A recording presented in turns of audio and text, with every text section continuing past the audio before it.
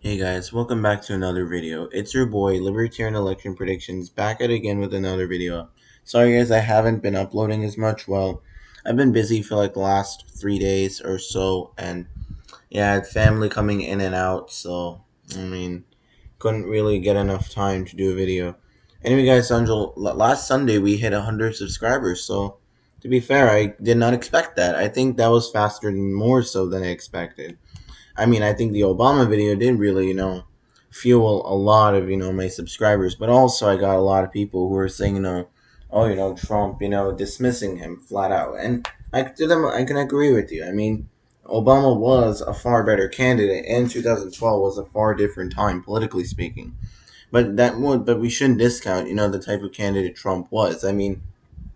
Sure, in 2016, he did run against a relatively weak Democratic nominee at the same time, but I still think that in 2012 Trump would have been a stronger candidate because I feel like Trump really wouldn't have as much baggage as he did in 2016, and Trump probably would have been a little bit more popular. So I mean, it's all depends on how it goes. To be fair, and I did make a video, but I didn't publish it. I don't know why, but I just kept forgetting to. But explaining my rationale behind why I thought then Donald Trump would tie the Electoral College with Obama. So I'll probably get that video up sometime soon. And yeah, so today we're just gonna talk about the 2022 Senate elections.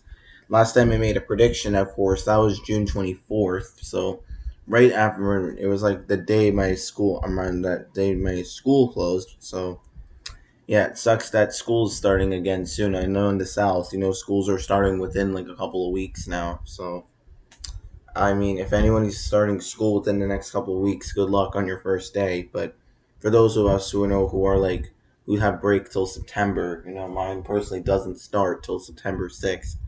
So we have about a month, exactly a month from today. So I mean, quickly the new school year is coming. So if you guys have any summer assignments, make sure you finish them up. And if you guys are applying colleges, make sure you try to get at least 80% of your college stuff done in the summer. And right now in that process of it right now. I'm trying to like get ahead of that process, so I think it's reasonable that you should try to get ahead of the process, and I'll try to focus majority of your energy on college apps and SATs. Like you can write your last ditch SATs, which I'm doing so in August, so in like 3 weeks. But I just can't believe how fast this summer has gone, for a lot of us. Alright, without further ado, let's just get into this video. So as you can see, it's a Senate prediction. So now, as we get to know more and more of those nominees for each party, it will definitely be fairly interesting to see how a lot of these races play out.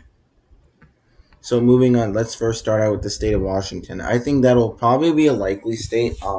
And Patty Murray, she is I'd say okay incumbent. She's not super in a super strong position, but again, not in a weak position. I think Tiffany Smiley is a good candidate. Her being a nurse and stuff, but Washington is still a relatively of a blue state, and at the end of the day, so there's not much. If it gets closer, I can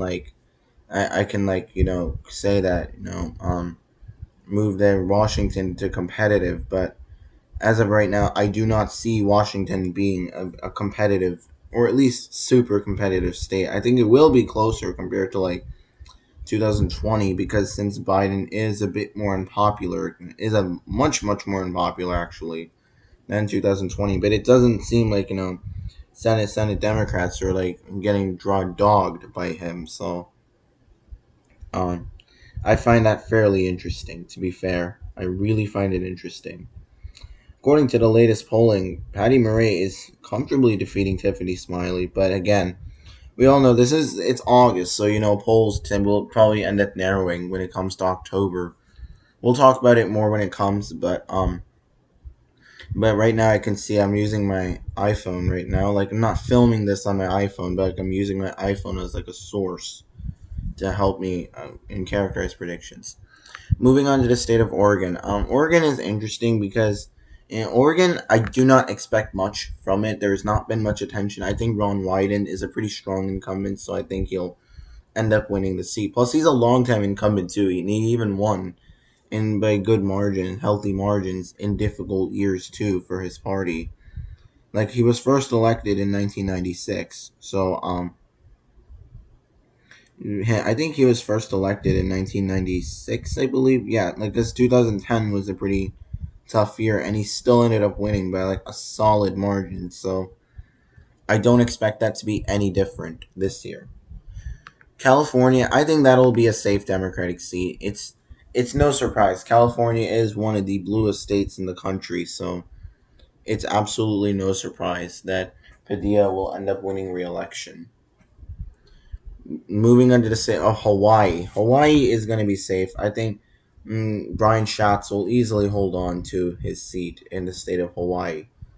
Moving on to Alaska. Alaska is going to be interesting because in Alaska, now it's no longer popular vote. It's more so like a top four jungle primary. Like I think I explained it to you guys. Like the top four will advance to the general using ranked choice voting. So like let me see in Alaska who are the top four. Oh, the primaries aren't there yet, but whoever is top four. So if you have candidate W, X, Y, and Z, right? So let's say candidate W is my first. I think I explained this many times, but for those of you who are new, because since I've been gaining subscribers quite fast, let me take some time to explain. So, ranked choice voting is more like basically there are like X number. There are several. There are like typically a good amount of candidates, like more than like five candidates. But in Alaska, there's like large field of candidates, so it's like a jungle primary initially, and then the general election will have four contestants in Alaska.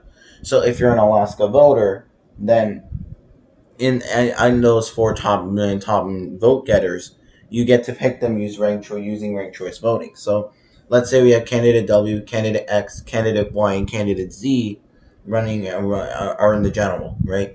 Let's say you like candidate Z the best. Let's say you're a progressive, like a liberal progressive, and you like candidate Z the best. So then you put candidate Z as your first choice. Then let's say you support. Then your next best, is a liberal candidate. So then you put the liberal as number two.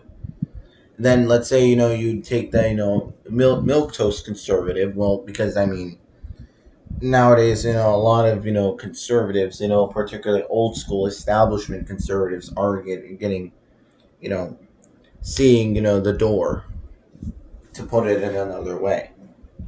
So you put them as third because even if your guy doesn't win or your top two guys don't win, at least you'd rather see that milk toast conservative be in the Senate because at least you can work with that milk toast person, milk toast candidate, right? So candidate Z is your liberal progressive. Candidate W is your liberal candidate. Then candidate Y is your milquetoast conservative, and candidate X is a far right Trump. Is a Trumpian candidate, which you dislike the least. So let's say your candidate and candidate Z gets eliminated. So that leaves you with three contestants left. So that leaves you with candidate. Now let's say in the first round is over.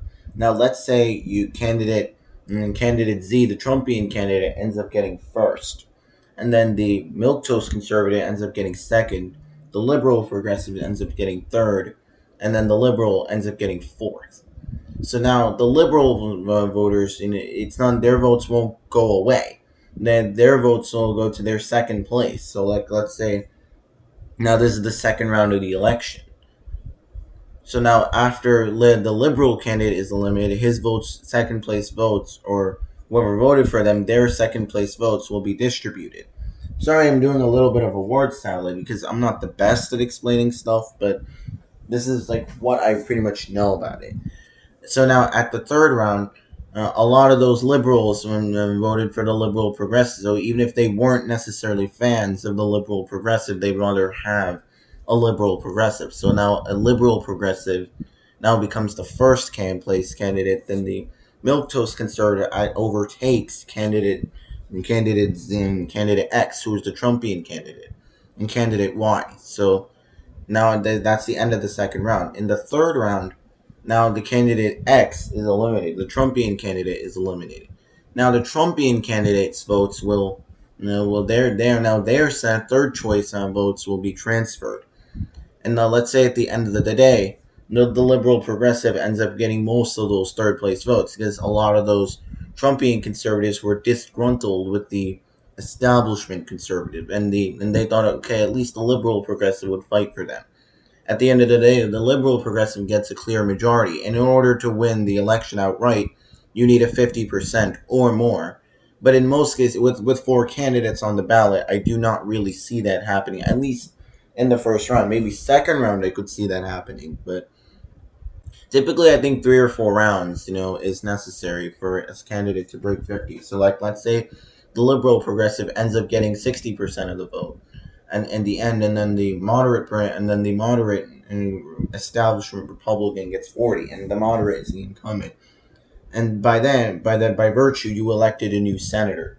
That's how it works. I could explain it a little bit more in depth in a separate video, but let's not waste time. So Alaska, my prediction, it's probably going to be a likely Republican. I think whoever wins it will win it by a likely margin, but I still think the Republicans will come out in the top because Alaska has a lot more Republicans than Democrats, and plus there are a substantial amount of Democrats who will put Lisa Murkowski as their second choice. Moving on to the state of Arizona. Arizona, interestingly, held its primaries last Tuesday, so on the 2nd itself. So, and the nominee is Blake Masters. He will face off Mark Kelly in the general. Personally, I do not think I think this race will be one of the most competitive races, but I think Mark Kelly has a slight edge, though, honestly, because the all polling has showed that he's not losing to anybody Republican challenger. Just you can look at the polls, like every poll that has conducted, it's showing Mark Kelly is leading by 8.6. Again, do I believe that poll? Absolutely not. I do not think he will win by 8.6. He needs to be like a John McCain. He needs to be a John McCain like candidate. Sorry guys, I probably was being a little bit too loud, so I was told to keep it down. So yeah, so so still think at the end of the day that Mark Kelly won't win by like 8 points because our polls are historically bad. At least in the Trump, and at least starting from 2016, polls have been fairly inaccurate. I mean, it's probably been before 2016, like even in 2010, the polling was quite bad. But honestly, these days it's very hard to predict. I still think though it will end up being a very narrow win for Mark Kelly, even though polls are showing he will do comfortably well in the election. I still think it narrows because polls, it always happens, in October, definitely there. I think Blake Masters can close the lead. Although I feel like Blake Masters has to be careful in his messaging too because he's being funded by Peter Thiel, and he's a venture capitalist. So that may not play well in the eyes of some Trump voters who espouse the like hate elitism. And if Mark Kelly can successfully portray that Blake Masters is just another elitist, then Blake Masters certainly has to rethink what he's doing.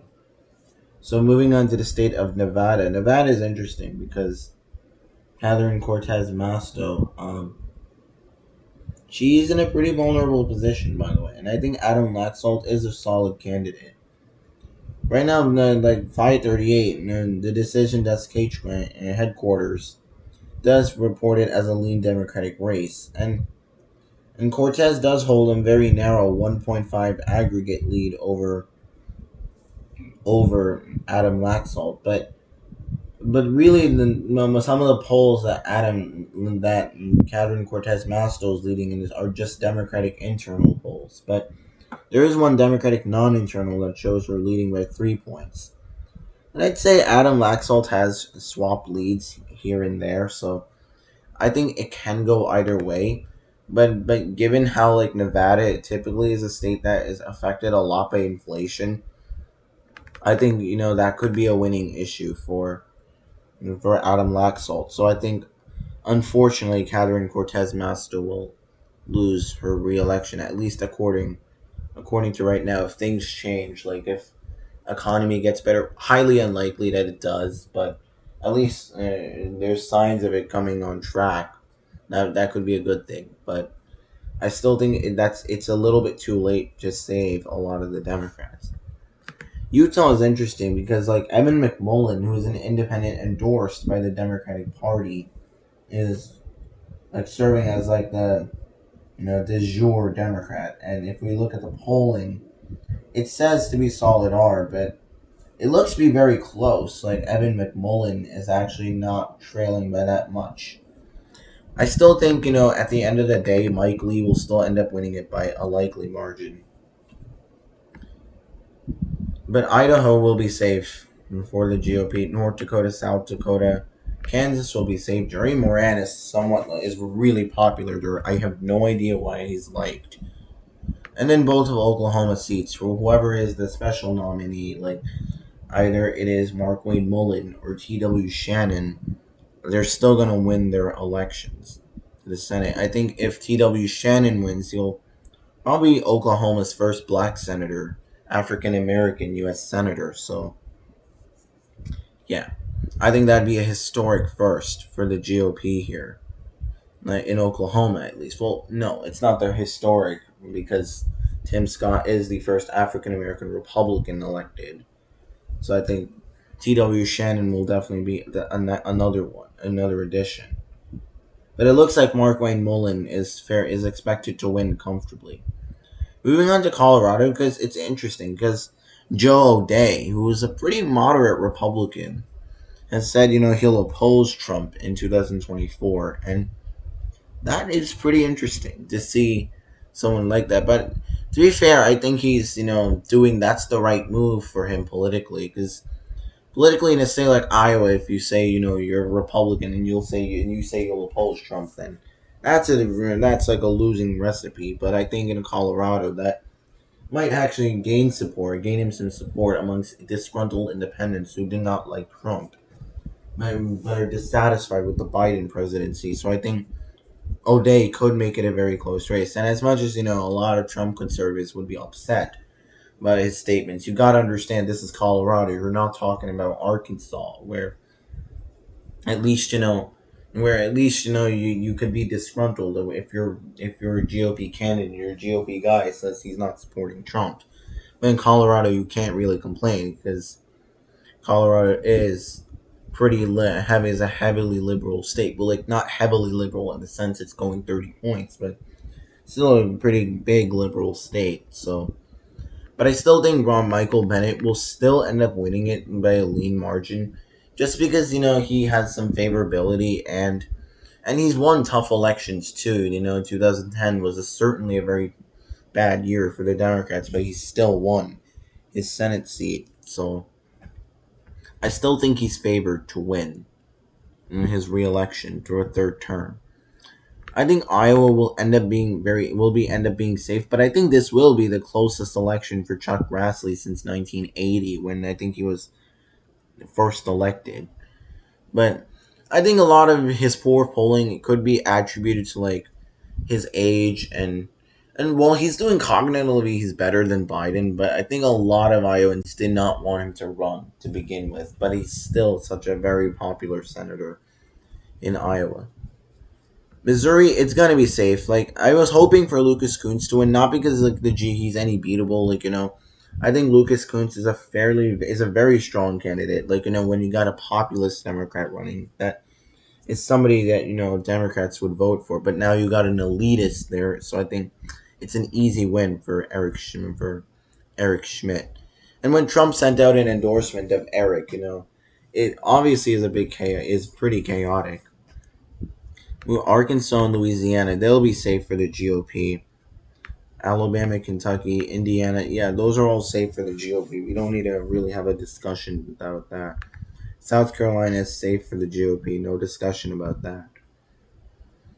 I think Illinois will end up being a likely for Tammy Duckworth. I mean, Tammy Duckworth did win her first election in 2016, defeating Mark Kirk. And It's so sad politics these days. Like like looking at. I remember watching the election returns in 2010. Mark Kirk winning in Illinois was definitely a big surprise. I mean, surprised in the sense like Illinois is a deep blue state, is a pretty blue state in the Midwest, but let's to play be honest. I think was poised to win because he's been leading in the polls for like a month before the election. So it wasn't. It was more of an expected but unexpected win at the same time. So like an oxymoron right here. Got the joke?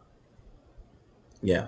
But I think Illinois now it's we're not. This is definitely not 2010. So it will be difficult for the GOP to actually take Illinois. Florida, though, will be likely for the GOP. Marco Rubio just so popular. I don't even know if the Democrats are just putting up a fight at this point.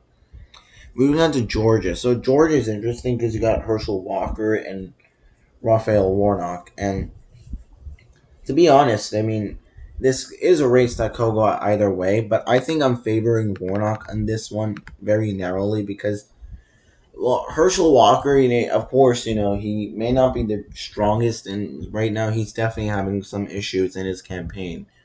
I still think he can pull it together and make it very close, but I think at the end of the day, like Warnock could like hit it home in the debates, and although really nowadays debates really don't do much to change voters' minds, but in a state like Georgia, like 5% of them from prospective Walker voters say he's not good. That's enough to like swing the race to Warnock. So and plus Herschel Walker is definitely not the strongest the GOP could run.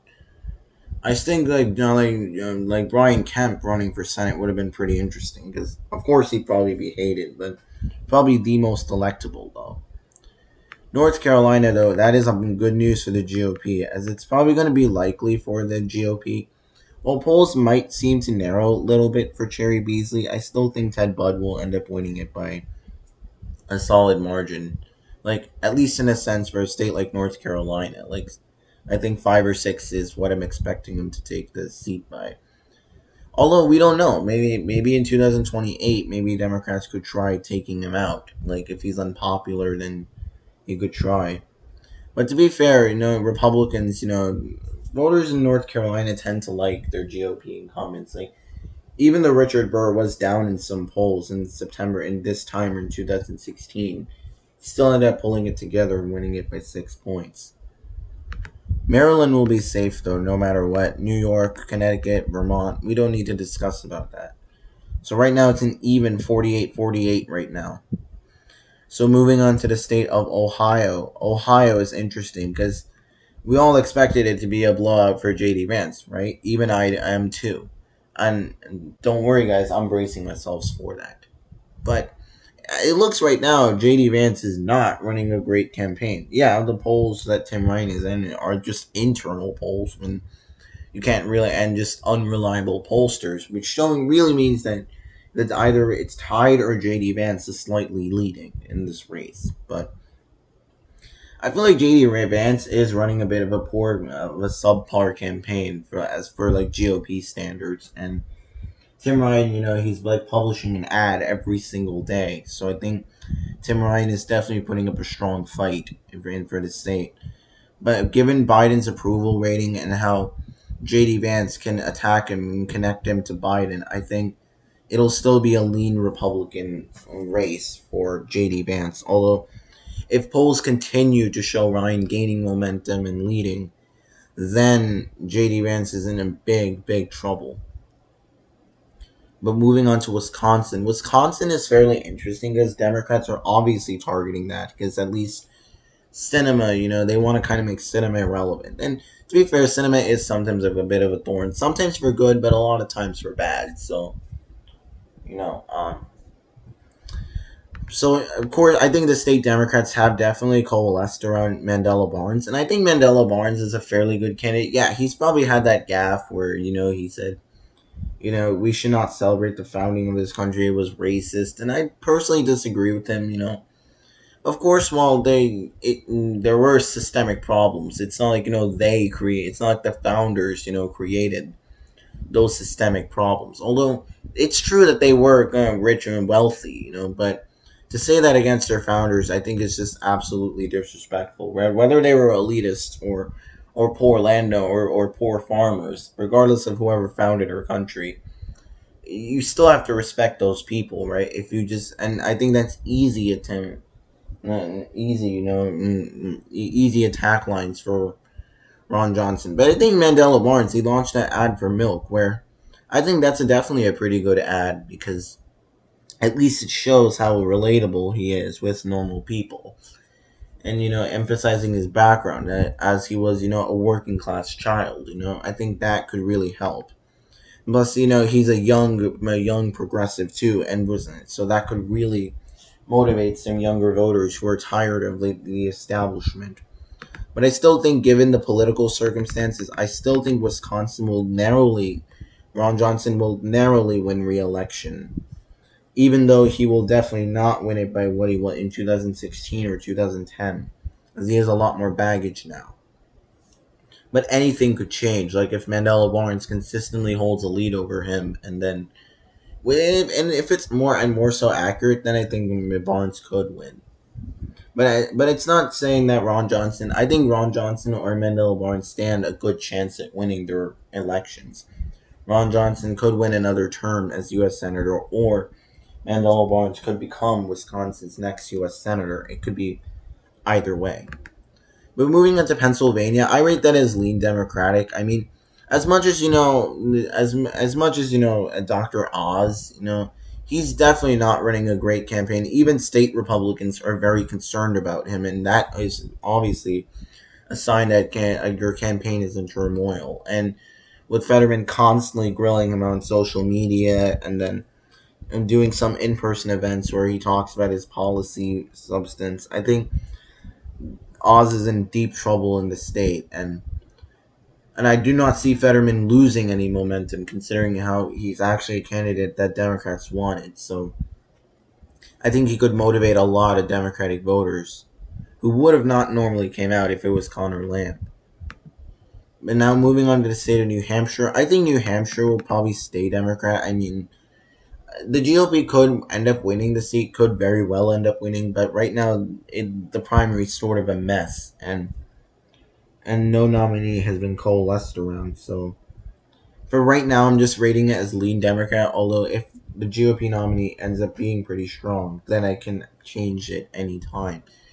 Anyway, guys, this is my prediction between as of August 6th, 2022. I'll do one like maybe at the very end of this month or early next month. I could end up doing, but a Senate prediction. But to be honest, these Senate races this time are very interesting because it's not like typical Republican wave where it's like Republican candidates are performing extremely well across the ballot, And I think Republicans have made some key missteps, even though Democrats are obviously in a very unfortunate situation and made a lot of missteps in the process. I think Republicans made a lot of missteps too in the process. So we'll see how this ends up going in November, and I'm really excited for the November elections. I hope this prediction comes true. If it's not, then shame on me. Anyway, guys, I'm ending the video here today. If you can like, share, and subscribe, comment down below, like whether you agree with my calls or disagree.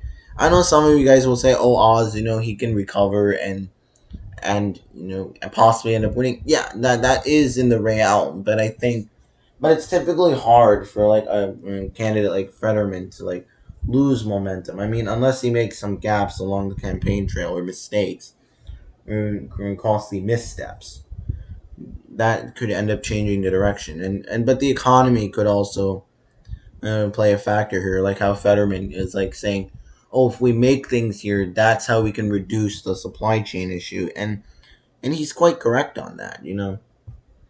So, yeah, I hope you guys liked it. Please comment down below because I think when you guys are commenting, it's helping me seeing. Okay, am I like, do majority of my viewers agree with me or disagree with me, and I can try to make a better video that appeals to like everybody.